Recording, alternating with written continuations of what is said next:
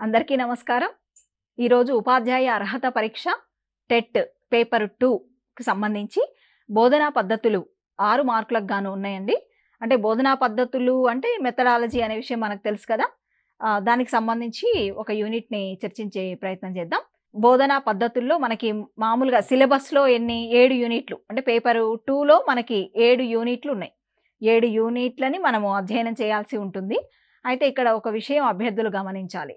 ఏంటి అంటే బోధనా పద్ధతులు అనగానే మనకి ఇప్పుడు టెట్ పేపర్ 2 వాళ్ళు ప్రధానంగా బీఈడి బోధనా పద్ధతులు తెలుగుకు సంబంధించింది అధ్యయనం చేస్తారు కదా. అయితే ఇందులో ప్రధానంగా అంటే తెలుగు బోధనా పద్ధతులు పుస్తకము మనకి 2016లో మారడం జరిగింది. కాబట్టి 2016లో వచ్చిన బోధనా పద్ధతులు పుస్తకం చదవాలి. అట్లాగే అంతకు ముందున్నటువంటి బోధనా పద్ధతులు కూడా చదవాలి. అవి రెండు కూడా మీకు నేను ఒకసారి చూపిస్తా. ఒకసారి చూడండి. ఇదేమో 2016లో వచ్చినటువంటి బీఈడి తెలుగు మెథడాలజీ పుస్తకం. ఓకేనా. దీనికి టైటిల్ ఏముంటుంది? తెలుగు బోధన అభ్యసన శాస్త్రం అని ఉంది. ఇది గమనించండి. ఈ పుస్తకంలో మనకు టెట్ పేపర్ 2లో ఉన్నటువంటి 7 యూనిట్లకు సంబంధించి ఎక్కడ టాపిక్ ఆ పేరు కనిపించినా మనం ఇందులో వదలకుండా చదవాల్సిందే. ఇదొకటి. 2 మనకు ఇంకొక పుస్తకం అన్నాం కదా, ఇది పాత పుస్తకం అండి. ఇందాక చూపించింది కొత్తది అంటే 2016లో వచ్చింది. ఇది బీఈడికి సంబంధించి పాత పుస్తకం అంటే దీనికి ప్రీవియస్ 2015 వరకు ఉన్నటువంటిది అనమాట. అయితే ఈ పుస్తకంలో ప్రధానంగా మనకు ఉన్నటువంటి యూనిట్సే ఇప్పుడు సిలబస్లో కూడా మనకి కనిపిస్తాయి. ఒకసారి ఇందులో మీరు విషయ సూచిక చూసినా మీకు ఈజీగా అర్థమైపోతుంది. అవే యూనిట్స్ మీకు కనిపిస్తాయి. అయితే మనకి ఏంటంటే ప్రధానంగా ఈ యూనిట్స్తో పాటు అంటే ఇందులో చదువుతూ కొత్త పుస్తకంలో కూడా ఇట్లాగుండవు. అయితే కొత్త పుస్తకంలో మనకి సుమారుగా 10 యూనిట్స్ ఉంటాయి. ఇందులోనేమో తక్కువ ఉంటాయి అన్నమాట యూనిట్స్. కాకపోతే ఈ టైటిల్స్తో మనకి టెట్ పేపర్ 2లో ఉన్న బోధనా పద్ధతులు సిలబస్ కనిపిస్తుంది. కొత్త పుస్తకంలోనేమో మనకి విషయ సూచిక చూసినప్పుడు ఇక్కడ మనకి మొత్తం విషయ సూచిక, ఇది మీరు చూస్తున్నటువంటిది విషయ సూచిక. ఇక్కడ మనకి సుమారుగా 10 యూనిట్లు ఉన్నాయి. ఈ 10 యూనిట్లలో మరి ఈ పేర్లు కనిపించవు. మనకు ఏవి ఉన్నాయి సిలబస్లో? ఒకసారి సిలబస్ చూస్తే సిలబస్లో మనకు 7 యూనిట్లు అనుకున్నాం కదా. అందులో మొదటిది ఏముంది? భాష, మాతృభాష బోధన లక్ష్యాలు.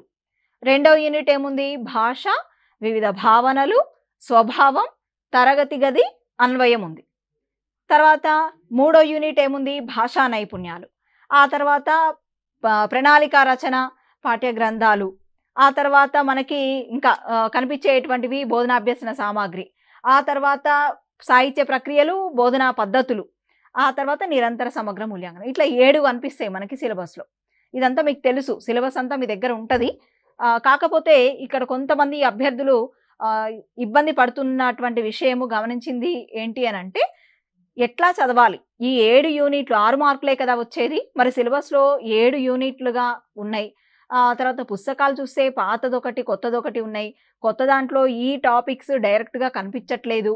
ఎట్లా చదవాలనేటువంటి ఒక సందేహం చాలా మందిలో గమనించినాం. అయితే ప్రధానంగా మీరు చేయాల్సింది, గుర్తుపెట్టుకోవాల్సింది ఏంటి అంటే ఇప్పుడు సపోజ్ భాష, వివిధ భావనలు అన్నప్పుడు లేదా భాష స్వభావం అన్నప్పుడు అవి ఈ 2 పుస్తకాలలో అండి. ఖచ్చితంగా ఈ 2 పుస్తకాలు పేపర్ 2 వాళ్ళకి నేను చెప్పేది. ఈ 2 పుస్తకాలలో ఆ టాపిక్ ఎక్కడ కనబడ్డా మీరు వదలకుండా చదవాల్సిందే ఒకటి.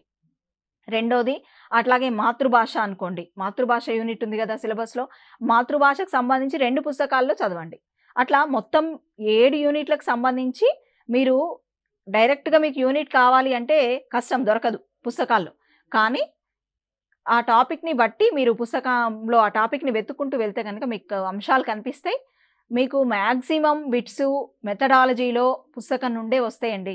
1-2 బిట్లు ఏమైనా వచ్చినా అవి అవగాహన ఆధారంగా రూపొందించినటువంటి అంశాలే. అంటే పుస్తకంలో ఉన్న అంశాలకు అవగాహన ఎట్లా చేసుకున్నారు అభ్యర్థులు అనే దాన్ని బట్టి మీకు ప్రశ్నలు రావడం జరుగుతుంది. కాబట్టి మెథడాలజీకి సంబంధించి చాలామంది ఇబ్బంది పడుతూ ఉంటారు. అటువంటి దాన్ని వదిలేయండి. సరే, కొంత డ్రై సబ్జెక్ట్ అనే పేరు ఉన్నప్పటికీ మొత్తానికి మనం అధ్యయనం చేస్తే ఏదైనా వస్తుంది. మనం ఈరోజు బోధనా పద్ధతులలో మొదటి యూనిట్ కాకుండా 2 నుంచి స్టార్ట్ చేద్దాం. భాష, వివిధ భావనలు, స్వభావం, తరగతి గది, అన్వయం. తర్వాత నేను రెండో యూనిట్ చెప్తా. మొదట అంటే భాషకు సంబంధించినటువంటి భావనలు, ఇతర అంశాలు తెలుసుకున్న తర్వాత మనము మాతృభాషకు సంబంధించి చెప్పుకుందాం. అయితే ప్రధానంగా భాష అంటే ఎట్లా పుట్టింది అసలు? మానవుడికి భాష యొక్క ఆవశ్యకత ఎందుకు ఏర్పడింది? అసలు ఆదిమ మానవుడి దగ్గర నుంచి చూస్తే భాష ఎట్లా పరిణతి చెందింది? తర్వాత అసలు రకరకాల భాషలు ప్రపంచంలో మనకి చాలా భాషలు 7,000కు పైగా భాషలు ఉన్నాయంట. మరి అట్లా చూసినప్పుడు ప్రపంచంలో ఇన్ని భాషలు ఎందుకు అవసరం ఏర్పడింది? ఇన్ని భాషలు ఎట్లా పుట్టాయి అసలు అని చూసినప్పుడు భాషావేత్తలు ప్రధానంగా ధ్వని మూలం అని చెప్పడం జరిగింది. అంటే వాళ్ళు ఎన్నో పరిశోధనలు చేసి ఆయా పరిశోధనల అనంతరం వారు తెలిపిన అంశాలు మన పుస్తకాలలో ఉన్నటువంటి, మన మెథడాలజీ పుస్తకాల్లో ఇచ్చినటువంటి అంశాలు ఏంటి అంటే ప్రధానంగా భాషకి ధ్వని మూలం. మరి ధ్వని నుంచి శబ్దం నుంచి అర్థం స్ఫురిస్తుంది అంటారు వాళ్ళు. శబ్దం నుంచి అర్థం స్ఫురిస్తుంది అంటే ఇక్కడ భాషకు మూలం ఏంటి అంటే ధ్వని అనేది తెలుస్తుంది. సరే, ఇక్కడ మరి ధ్వనులు అన్నప్పుడు మనకేంటి, సజీవులు చేసే ధ్వనులు ఉంటాయి, నిర్జీవులు చేసే ధ్వనులు కూడా ఉంటాయి కదా. కాబట్టి మరి సజీవులు చేసేటువంటి ధ్వనులకు మనకు అర్థము సరే, భావము మనం ఏదన్నా అనుకోనివ్వండి, అది స్ఫురిస్తుంది. కానీ మరి నిర్జీవ పదార్థాల నుండి ఉత్పన్నమయ్యేటువంటి ధ్వనికి ఏమైనా అర్థం స్ఫురిస్తుందా? ఏదైనా భావం తెలుస్తుందా అంటే ఒక్కోసారి భావం అర్థం తెలియకపోవచ్చు. అంటే ఉదాహరణకు చూడండి, నేను ఒక స్టీల్ గ్లాస్ కింద పడేసిన, లేకపోతే ఒక ఇనుప కడ్డీ కింద పడేసినప్పుడు ఒక శబ్దం, ఒక ధ్వని అయితే వస్తుంది కదా. అయితే అది ఏంటి, ఆ భావం ఏంటి అనేది మనం అర్థం చేసుకోలేకపోవచ్చు. కానీ దానికి సంబంధించిన కారణమన్నీ మనం అర్థం చేసుకోవచ్చు. అంటే శబ్దం ఎందుకు జరిగింది, ఎందుకు వచ్చింది, ఎందుకు ఆ ధ్వని పుట్టింది అనేటువంటి కారణాన్ని మాత్రం మనం అర్థం చేసుకోగలుగుతాం. అయితే ఇట్లా మొత్తానికి చూసినప్పుడు భాష అనేటువంటిది భాషింపబడేది. భాష అనేటువంటి పదానికి మూలము ధ్వని. సరే, ఇంకా చెప్పాలి కొంత డెప్త్కి వెళ్ళి అంటే భాష అనేటువంటి పదం భాష అనేటువంటి ధాతువు నుండి ఆవిర్భవించడం జరిగింది. భాష అంటే భాషింపబడేది అని. సరే, ఇది కొంత చూసిన తర్వాత ఇంకో ముఖ్యమైన విషయం ఏంటంటే భాషకు సంబంధించి అర్థవంతమైన పదాల సముదాయమే భాష. అర్థవంతమైన పదాలను కూర్చి చెప్పినప్పుడు దాన్ని భాషగా వ్యవహరిస్తూ ఉన్నారు భాషావేత్తలు. ఇక్కడ చూడండి, భాషకు మూలం ధ్వని, ధ్వని నుంచి శబ్దం నుంచి అర్థం స్ఫురిస్తుంది. అంటే అర్థవంతమైన పదాలతో భాష ఏర్పడుతుంది, ఇది ఊహించడం జరగాలి. ఆ తర్వాత చూడండి, భావ వినిమయం. అసలు ఎందుకండి భాష అంటే, భాష అనేది లేకపోతే అసలు భావ వినిమయం ఎక్కడుంది? ఇప్పుడు నాలో ఉన్న భావాలని మీతో చెప్తున్నా అంటే నాకు ఇక్కడ ఏంటి, భాషే కదా. అట్లాగే మీలో ఉన్నటువంటి భావాలని ఇతరులు తెలుసుకోవాలన్నా కూడా భాషే కీలకం. అంటే భాష అనేది ఒకరి నుండి ఇంకొకరికి భావాల వినిమయానికి తోడ్పడుతుంది. అంటే భావాల ప్రసరణకు ఇది ఒక సాధనం అన్నమాట. ఏది, భాష. ఆ తర్వాత విద్యా ప్రక్రియ కూడా ప్రధానంగా చూసినప్పుడు భావ వ్యక్తీకరణ అంటే ఏంది? భావాలను వ్యక్తపరచడమే కదా. భావాలు అంటే మనలో ఉన్నటువంటి రకరకాల ఆలోచనలని బయటకు చెప్పడం. అట్లాగే గ్రహించడం అంటే విద్యా ప్రక్రియ అంతా కూడా ఏంటి, భావాలను వ్యక్తీకరించడము, భావాలను గ్రహించడము, ఈ అంశాల మీద ఆధారపడి ఉంటుంది. అంటే భాష అనేది ఖచ్చితంగా విద్యకు వాహకం లాంటిది. విద్యకు వాహకం ఏంటండి? భాష. ఆ తర్వాత భాషా ప్రాముఖ్యత గురించి, ఇది మనకు మారిన బీఈడి పుస్తకంలో మొదటి పేజీలోనే కనిపిస్తుంది. భాషా ప్రాముఖ్యత గురించి ఎందరో ప్రముఖులు తమ అభిప్రాయాలను చెప్పడం జరిగింది. దేని గురించి? భాషా ప్రాముఖ్యత గురించి. అయితే ప్రధానంగా అభ్యర్థులు గుర్తుంచుకోవాల్సింది ముఖ్యంగా మెథడాలజీ అంటే చాలా సమాచారం అయితే అధ్యయనం చేయాలి. ఒకటి మీకు చేయాల్సింది ఉంది. రెండోది మనకు ఉన్నటువంటి మార్కులు 6 అంటే 6 బిట్లు వస్తాయి మనకి. కాబట్టి ఆ దృష్టితో అంటే బాగా లోతులకు వెళ్ళి అధ్యయనము చేస్తూ బాగా ఇబ్బంది పడకండి. అట్లా అని పైపైన చదవడం కాదు. కానీ మీకు పుస్తకాల్లో 2 పుస్తకాలు ఇప్పుడు నేను చూపించాను గదా! 2 పుస్తకాల్లో ఉన్న అంశాలు మీకు సిలబస్‌లో ఉన్న అంశాలతో పోల్చుకుంటూ ఆయా అంశాలను అధ్యయనం తప్పకుండా చేయాలి. వాటికి సంబంధించింది మాత్రం ఒక్క లైన్ కూడా మీరు వదిలిపెట్టొద్దు. అయితే ఇక్కడ ప్రధానంగా భాషా ప్రాముఖ్యతకు సంబంధించి మనకి మారిన అంటే కొత్త బీఈడీ పుస్తకంలో 2016లో వచ్చిన పుస్తకంలో కొంతమంది భాషావేత్తలు చెప్పడం జరిగింది. ఆ భావనలు చూద్దాం మనం. అంటే ప్రాముఖ్యత ఎట్లా భాష గురించి వాళ్ళు చెప్పిర్రు అని. బెంజమిన్ వార్ఫ్ ఈయన ప్రకారము భాష అనేది వ్యక్తి యొక్క ఆలోచనలకు, ఉద్వేగాలకు ఒక రూపు కల్పించి వాస్తవిక జ్ఞానాన్ని కలిగిస్తుంది. ఎవరు? Benjamin warp. ఈ పేరు గుర్తుపెట్టుకోవాలి. నెక్స్ట్ ఈయనను ఒకవేళ ఇక్కడ నుంచి బిట్ వస్తే చెప్పలేం కదా, ఎక్కడి నుంచైనా బిట్ రావచ్చు. ఇది వస్తుంది అని మనం చెప్పలేం కాబట్టి బెంజమిన్ వార్ఫ్ ప్రకారము భాషా ప్రాముఖ్యత ఇలా అని అడిగినప్పుడు భాష వ్యక్తి యొక్క ఆలోచనలు, ఉద్వేగాలకు రూపం కల్పించడం. ఇది గుర్తుపెట్టుకోండి. ఆలోచనలు, ఉద్వేగాలకు రూపు బెంజమిన్ వార్ఫ్. అట్లా. తర్వాత జాన్ స్టూవర్ట్ మిల్ భాషను మేధస్సు ప్రసరించే కాంతి. భాషను మేధస్సు ప్రసరించే కాంతి అన్నాడు. మేధస్సు అంటే మనకు మేధస్సు ఉంటుంది కదా, అందరికీ మేధ. అది ప్రసరించే కాంతి అన్నాడు భాషని. ఎవరు? John Stuart Mill. తర్వాత ఇంకొక భాషావేత్త ఎడ్వర్డ్ సఫైర్ అండ్ భాష ఒక సమాజపు ఆలోచనలను, జ్ఞానాన్ని, విలువలను తెలియజేసే వాహకం అన్నాడు. ఎవరు? సఫైర్. ఒక సమాజపు ఆలోచనలు, జ్ఞానం, విలువలు తెలియజేసేటువంటి వాహకం అన్నాడు సఫైర్. బాగా ఇంపార్టెంట్ లైన్ ఇది. సమాజపు గుర్తింపుకు భాష ప్రాథమికమైనటువంటి వ్యక్తీకరణ కదా. ఇవన్నీ కూడా అంటే ఇప్పుడు బెంజమిన్ వార్ఫ్ కావచ్చు, తర్వాత సఫైర్ కావచ్చు, మిల్ కావచ్చు, వీళ్ళు చెప్పినవి అన్నీ కూడా ఆ లైన్స్ మొత్తంగా కాకపోయినా కనీస కాన్సెప్ట్ అర్థం చేసుకొని ఆ తర్వాత మీరు ఒక చిన్న కీవర్డ్స్ లాగా గుర్తుపెట్టుకునే ప్రయత్నమైనా చేయాలి. ఎందుకంటే తర్వాత కూడా మనకి చాలా నిర్వచనాలని అవి ఇవి వస్తూ ఉంటాయి కదా, అందుకని. సరే, ఇక్కడ ప్రధానంగా భాష ఒక సమాజపు ఆలోచనలు, జ్ఞానం, విలువలు అనగానే సఫైర్ గుర్తు రావాలి. Next Whitney. ప్రొఫెసర్ విట్నీ ప్రకారం భాష అభివృద్ధి చెందుతున్న సమాజ అవసరాల కోసం ఏర్పడిన అలిఖిత చట్టాల వ్యవస్థ. అభివృద్ధి చెందుతున్న సమాజం, రకరకాల అవసరాలు ఉంటాయి సమాజానికి. అలా ఆ అవసరాలు తీర్చడం కోసం ఏర్పడినటువంటి అలిఖిత అంటే ఇంకా రాయబడని ఒక చట్టాల వ్యవస్థ అని భాషను అన్నాడు ఆయన. ఈ వర్డ్ గుర్తుపెట్టుకున్నా సరిపోతుంది. అలిఖిత చట్టాల వ్యవస్థ భాష అనగానే విట్నీ గుర్తు రావాలి. భాషా వికాసం. భాషా వికాసం అంటే ఏంది? భాష యొక్క అభివృద్ధే కదా. ఈ రోజు ఉన్నట్టు రేపు ఉండదు, రేపు ఉన్నట్టు ఎల్లుండి ఉండదు. డెవలప్మెంట్ అనేది భాషలో జరుగుతూ ఉంటుంది. అంటే భాష వికాసం చెందుతూ ఉంటదన్నమాట. దానికి ఇక్కడ ఆపుదల అనేది, ఆటంకం అనేది ఉండదు. అది ఒక నిరంతరమైనటువంటి ప్రక్రియ. ఇక భాషకు సంబంధించిన నిర్వచనాలు చూద్దాం. భాషకు సంబంధించిన నిర్వచనాలు చాలా చాలా ముఖ్యం. భాషకు సంబంధించిన నిర్వచనాల నుంచి మనకి గతంలో ప్రశ్నలు కూడా రావడం జరిగింది.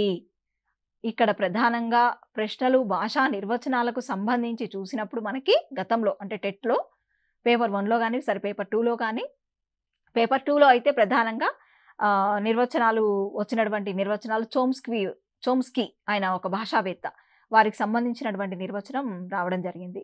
అంటే భాష అనేది ఒక ప్రత్యేక నియమాల వలన ఏర్పడుతుంది. కాబట్టి ఇది భాష అంటే అనేక వాక్యాల సముదాయం అనే ఒక నిర్వచనాన్ని చోమ్స్కీ ఇస్తాడు. ఆ నిర్వచనాన్ని ఇచ్చి దీన్ని అన్నవారెవరు అని చెప్పి అడగడం జరిగింది. అట్లనే కృష్ణస్వామి ఎస్కే వర్మకు సంబంధించిన ఒక నిర్వచనం కూడా పేపర్ 1లో వచ్చిందండి టెట్లో. కాబట్టి అది కూడా అంటే భాష అనేది ఒక సంక్లిష్టమైనటువంటి విషయం అని వాళ్ళు చెప్తారు. ఆ డెఫినేషన్ అడగడం జరిగింది. అంటే డెఫినేషన్ ఇచ్చి డైరెక్ట్గా ఇది ఎవరన్నారని అడిగే సందర్భాలు ఎక్కువగా ఉంటున్నాయి. కాబట్టి భాషా నిర్వచనాలని మనం వదిలేయటానికి లేదు. కన్ఫామ్గా చూసుకోవాల్సిందే. ఎంతమంది ఉన్నా సరే మనం వాటిని ఏదో విధంగా ఒక కొండ గుర్తులు ఏర్పాటు చేసుకొని చదవాల్సిందే. అయితే చూడండి, భాషావేత్తలు భాషను చాలా రకాలుగా నిర్వచించారు. భాషా స్వరూపాన్ని, లక్షణాలని మనం అర్థం చేసుకోవడానికి అవన్నీ కూడా మనకి సహకరిస్తాయి. చూద్దాం ఒక్కొక్కరిగా మనం ఆ నిర్వచనాలని చూస్తే స్టర్ట్వర్ట్ అనే భాషావేత్త తన లింగ్విస్టిక్ చేంజ్ గ్రంథం ఇంపార్టెంట్, గుర్తుపెట్టుకోవాలి. ఎందుకంటే ఎప్పుడూ నిర్వచనమే అడగాలని లేదు కదా. ఒకవేళ ఇప్పుడు ఈ నిర్వచనాల్లో భాగంగా సుమారుగా నేను 4-5 గ్రంథాల పేర్లు చెప్తా. ఆ 4-5 గ్రంథాలు అంటే 4-5 భాషావేత్తలు మీకు తెలిసి ఉండాలి. అంటే ఒకవేళ గ్రంథం పరంగా కూడా బిట్ వస్తే చేయగలగాలి. తన లింగ్విస్టిక్ చేంజ్, ఎవరిది లింగ్విస్టిక్ చేంజ్? స్టర్ట్వర్ట్ది. ఈ గ్రంథంలో ఆయన భాషను ఏమన్నాడు? యాదృచ్ఛికమైన నిర్మాణ సౌష్ఠవంతో మానవ సమాజంలో భావ వినిమయానికి, పరస్పర సహకారానికి, సంస్కృతి పరివ్యాప్తికి ఉపకరించే వాగ్రూప ధ్వని సంకేత సముదాయం భాష అన్నాడు. ఇంత పెద్దగుంది, గుర్తుపెట్టుకోవడం కొంచెం కష్టమే. సరే, యాదృచ్ఛికమైన నిర్మాణ సౌష్ఠవం అన్నాడు. అంటే భాష అనేది యాదృచ్ఛికంగా పుడుతుంది. అంటే యాదృచ్ఛికం అంటే ఏంది? ఇంకా ఎవరి ప్రమేయమో ఏదో కండిషన్స్ ఏం లేవు, అలవోకగా అలా ఆటోమేటిక్గా రావటమే యాదృచ్ఛికం కదా. యాదృచ్ఛికమైనటువంటి నిర్మాణ సౌష్ఠవంతో అట్లాగే మానవ సమాజంలో భావ వినిమయం జరగాలి కదా, పరస్పర సహకారం అనేది ఉంటుంది కదా. అట్లాగే సంస్కృతి కూడా ఒక తరం నుంచి ఇంకో తరానికి వెళ్తుంది కదా, వ్యాప్తి అవుతుంది కదా. ఈ అంశాలన్నింటికి ఉపకరించే ఒక వాగ్రూప ధ్వనే భాష, లేదా వీటన్నిటికి ఉపకరించే ఒక సంకేత సముదాయం ఏదైతే ఉందో అదంతా భాష అని చెప్పి స్టర్ట్వర్ట్ అన్నాడు. సరే, ఇది కాన్సెప్ట్ అర్థం చేసుకోండి.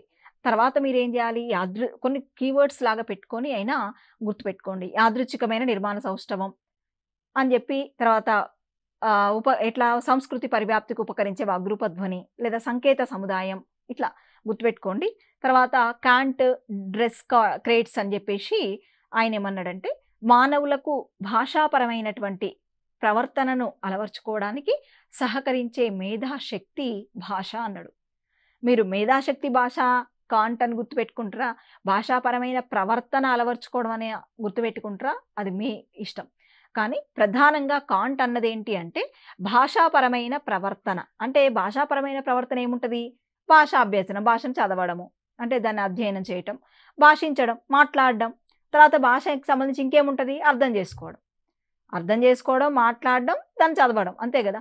వీటికి సహకరించే, అంటే ఇవన్నీ ఇట్లాంటి భాషా ప్రవర్తనలు ఏవైతే ఉంటాయో వీటిని మనం అలవర్చుకోవడానికి సహకరించే మేధాశక్తి భాష అన్నాడు కాంట్.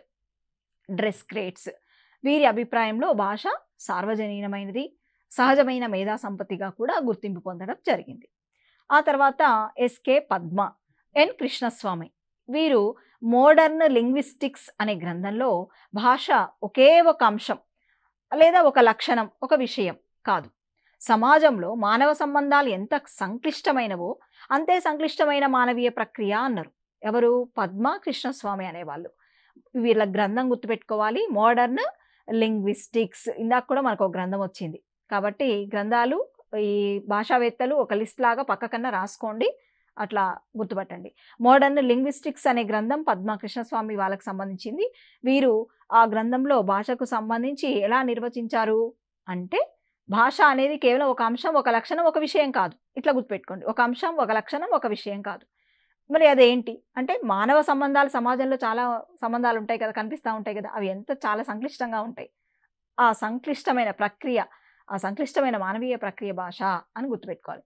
ఇంకా వీళ్ళ ప్రకారం భావ వినిమయంలో తమ భావాలను, ఉద్వేగాలను, కోరికలను స్వతహాగా వెలువడిన సంకేతాల ద్వారా వ్యక్తం చేయడానికి రూపొందించుకున్న సాధనం అని కూడా వీరు అన్నారు. అంటే వీరికి సంబంధించి ఈ కాన్సెప్ట్ అంతా గుర్తుండాలి. ఎక్కడ ఏ లైన్ ఇస్తారో తెలియదు, ఒకవేళ యాజ్ ఇట్ ఈస్గా కూడా లైన్స్ వచ్చే అవకాశం ఉంటుంది, ముఖ్యంగా నిర్వచనాల్లో. కాబట్టి ఉద్వేగాలు, కోరికలు, భావాలు స్వతహాగా వెలువడ్డ సంకేతాల ద్వారా వ్యక్తం చేయడానికి రూపొందించుకున్న సాధనం భాష అన్నటువంటి వారు కూడా వీరే అని గుర్తుపెట్టుకోండి. తర్వాత ఈ నిర్వచనం ప్రకారం భాష అంటే ప్రత్యేక సంకేతాలకు, ప్రత్యేక అర్థాలకు ఆపాదించే సూత్రాలు కలిగిన ఒక నిర్మితీయ వ్యవస్థ. ఈ లైన్ అంటే భాష అంటే ప్రత్యేక సంకేతాలకు, ప్రత్యేక అర్థాలను ఆపాదించే సూత్రాలు కలిగిన నిర్మితీయ వ్యవస్థ. ఇది ముఖ్యంగా గుర్తుపెట్టుకోవాల్సిన అంశం. తర్వాత మీకున్నటువంటి నెక్స్ట్ వీళ్ళు చూస్తే వీళ్ళ ప్రకారము జాన్ పి హ్యూక్స్ ఉన్నాడు. జాన్ పి హ్యూక్స్ ప్రకారం చూసినప్పుడు మనకి ప్రధానంగా ద సైన్స్ ఆఫ్ లాంగ్వేజ్, అంటే ఈయన గ్రంథము, హ్యూక్స్ రాసినటువంటి గ్రంథం ద సైన్స్ ఆఫ్ లాంగ్వేజ్. ఈ గ్రంథంలో ఒక వ్యక్తి తన ఆలోచనలను ఒక వ్యక్తి తన ఆలోచనలను ఏం చేస్తాడు, ఇంకో వ్యక్తికి చెప్తా ఉంటాడు, లేదా ఏదో విధంగా రాయడం ద్వారానో వాగ్రూపంలోనూ చెప్తుంటాడు, తెలుపుతూ ఉంటాడు. అంటే ఒక వ్యక్తి తన ఆలోచనలను ఇంకొక వ్యక్తికి యాదృచ్ఛికమైన వాగ్రూప సంకేతాల ద్వారా వ్యక్తం చేయడమే భాష అన్నడిన. అంటే ఇక్కడ ఏం గుర్తుపెట్టుకోవాలి, వ్యక్తి ఆలోచనలు, యాదృచ్ఛికమైన వాగ్రూప సంకేతాలు, అంటే ఆ విధంగా వ్యక్తం చేయడం భాష అని. ఆ తర్వాత ప్రధానంగా సరే ఇది హ్యూగ్స్ది, అక్కడ గ్రంథం ఒకటి ఇది ఒకటి గుర్తుపెట్టుకుంటే సరిపోద్ది. నెక్స్ట్ చోమ్స్కీకి సంబంధించి కొంతమంది ఈయన చామ్స్కీ అని కూడా అంటారు. సరే చామ్స్కీ ఆయన గుర్తుపెట్టుకోండి. చామ్స్కీ ప్రధానంగా బిట్టు వచ్చింది ఇదివరకు ఒక టెట్లోనే కాదు, టీఆర్టీలో వచ్చింది, ఇంకా వివిధ పోటీ పరీక్షల్లో కూడా చామ్స్కీ గురించి బిట్లు రావడం జరిగింది. అంటే చామ్స్కీ భాషావేత్తగా చాలా ప్రసిద్ధిగాంచినటువంటి వ్యక్తి. భాష అనేది ప్రత్యేక నియమాలను ఆధారంగా నిర్మించిన ప్రత్యేక వాక్యాల సముదాయం. ఈ లైనే యాజ్ ఇట్ ఈజ్గా పరీక్షలో వచ్చింది. కింద ఆప్షన్స్లో వివిధ భాషావేత్తల పేర్లు ఇవ్వడం జరిగింది. అంటే చామ్స్కీ ప్రకారం భాష అంటే ఏంటి?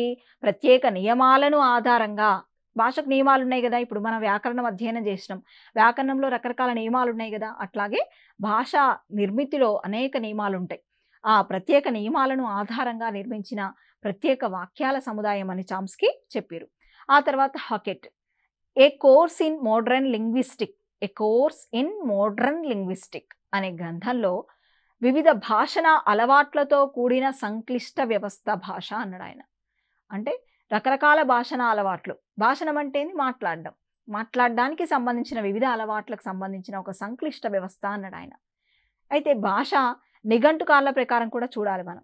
భాష అంటే పదాలు, వాటి అర్థాలు, ఇంకా అర్థవంతమైన పదాల సముదాయం భాష. ఇట్లా ప్రముఖంగా భాషకు సంబంధించి కొంతమంది నిఘంటుకారులు కూడా చెప్పడం జరిగింది.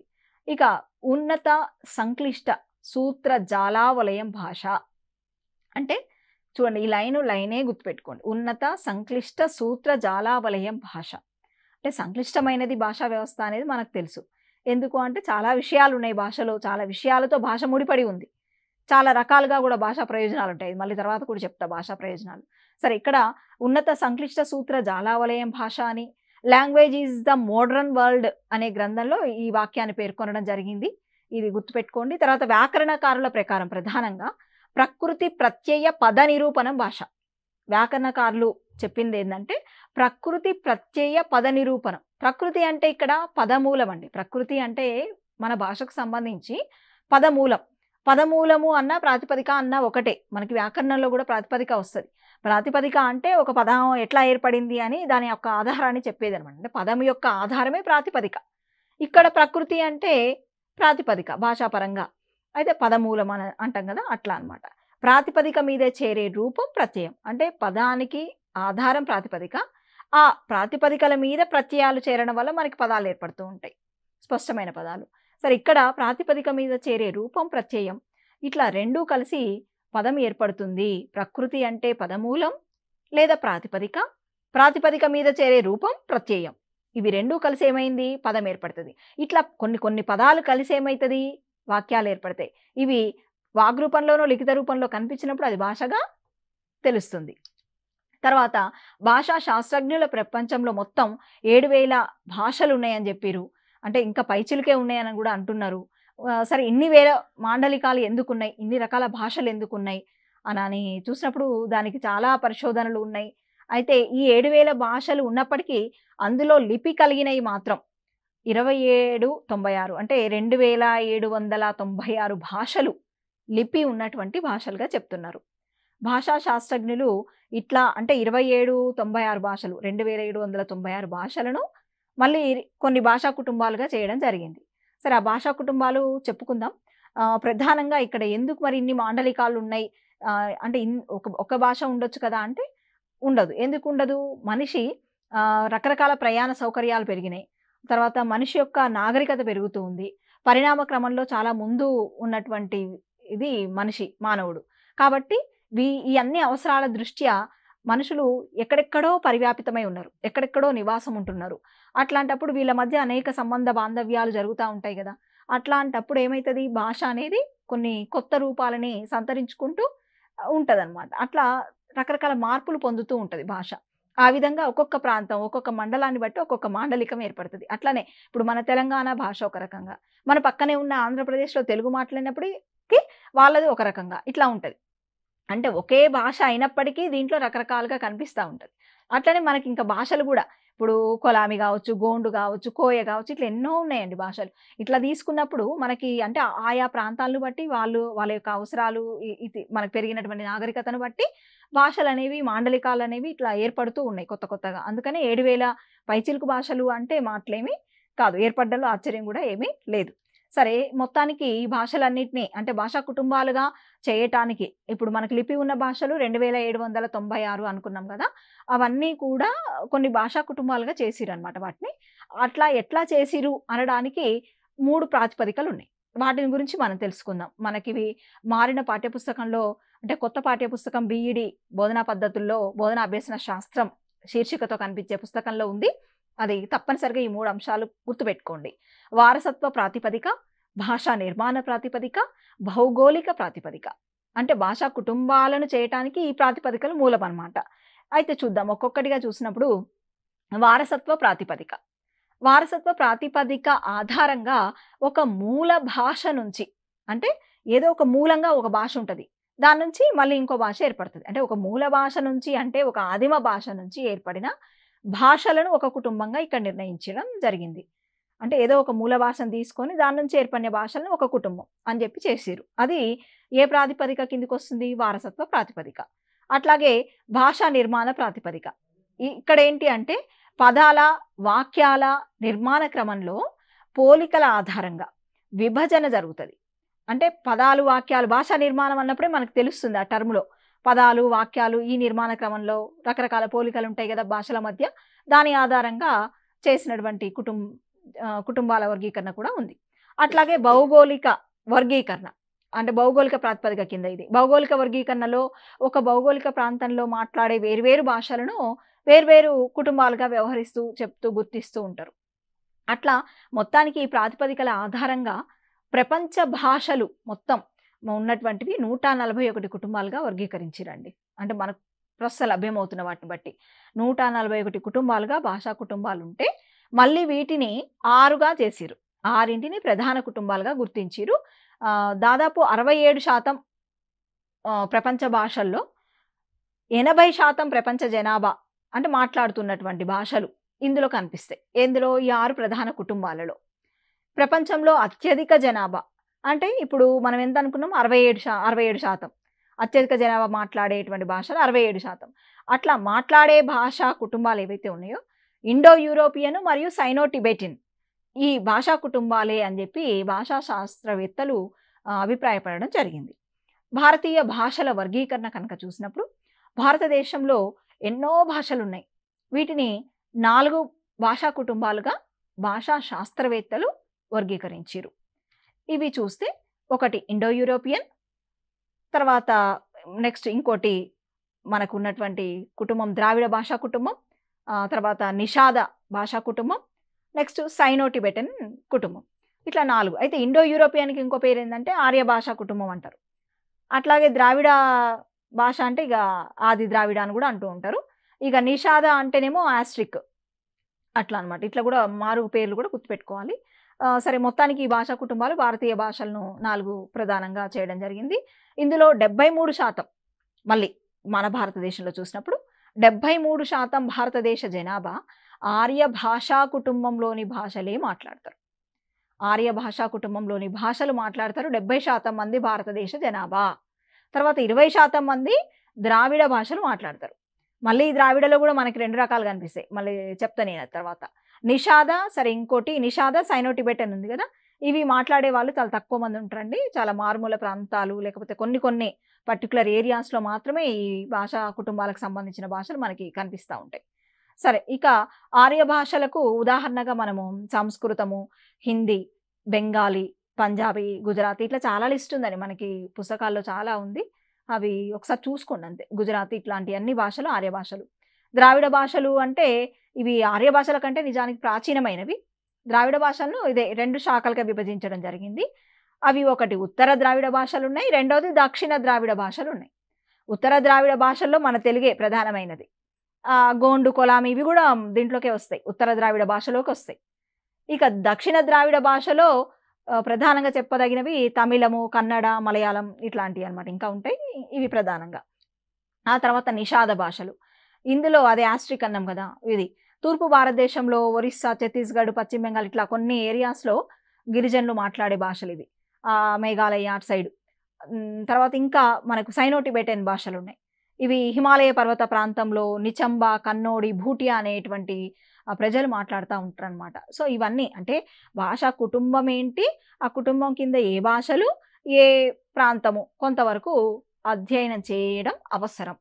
తర్వాత భారత రాజ్యాంగంలో అసలు ఎన్ని భాషలు ఉన్నాయి, ఇది కూడా మెథడాలజీలో భాగంగా చదవాలి. భాషల పట్ల మనకు అవగాహన కోసం కూడా చదవాల్సిందే ఉంది. ఇది మనకు మెథడాలజీలో అడిగే అవకాశం కూడా ఉంది. ఇటీవల చేర్చిన భాషలు ఏంది రాజ్యాంగంలో అని అడిగిన పరిస్థితులు ఉన్నాయి. వేరే అంటే అవి వేరే పోటీ పరీక్షల్లో వచ్చినాయి. సరే ఇక్కడ ప్రధానంగా 22 భాషలకు భారత రాజ్యాంగంలో లేని భాష అని అడగొచ్చు కదా ఇప్పుడు. అందుకని రాజ్యాంగం గుర్తించినటువంటి అధికారికంగా గుర్తించిన 22 భాషలు ఉన్నాయి. ఆ లిస్ట్ ఒకసారి చూసుకోండి. అంటే ఇది 8వ షెడ్యూల్లో భాషకు సంబంధించి మనకు రాజ్యాంగంలో ఉంటుంది. నెక్స్ట్ స్టార్టింగ్లో ఏంటంటే 14 భాషలే ఉండేవి కదా రాజ్యాంగంలో. ఆ తర్వాత చేర్చినటువంటి భాషల సంఖ్యను బట్టి మొత్తం 22 కనిపిస్తున్నాయి ఇప్పుడు. సరే, అస్సామీ, బెంగాలీ, బోడో, డోగ్రే, గుజరాతీ, హిందీ, కన్నడం, కాశ్మీరీ, కొంకణి, మైథిలి, మలయాళం, మణిపురి, మరాఠీ, నేపాలీ, ఒరియా, పంజాబీ, సంస్కృతం, సంతాల్, సింధీ, తమిళం, తెలుగు, ఉర్దూ ఇవన్నీ కూడా అధికారికంగా రాజ్యాంగం గుర్తించినటువంటి భాషలు.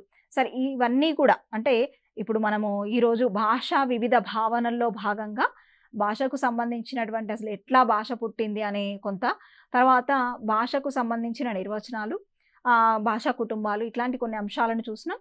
తదుపరి క్లాస్లో మరిన్ని విషయాలను ఈ యూనిట్లో భాగంగా చర్చిద్దాం. ఈ రోజుకు ముగిస్తూ ధన్యవాదాలు.